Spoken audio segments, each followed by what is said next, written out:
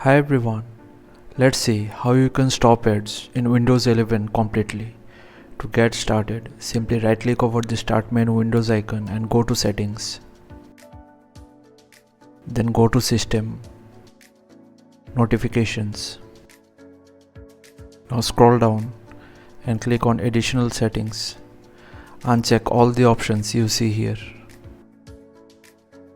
Now go to Personalization, Background, and here change Windows Spotlight to Picture. Now go to Personalization again. Scroll down and click on Device Usage and turn off all the options you see here.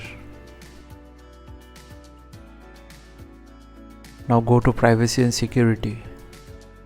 Go to General and turn off all these options.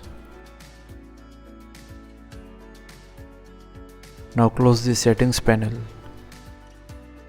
Search for File Explorer options and open it.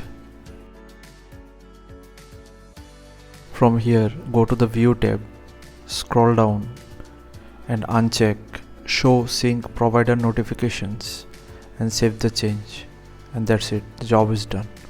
So thanks for watching. Please feel free to subscribe and support the channel if you found the content helpful. Thank you.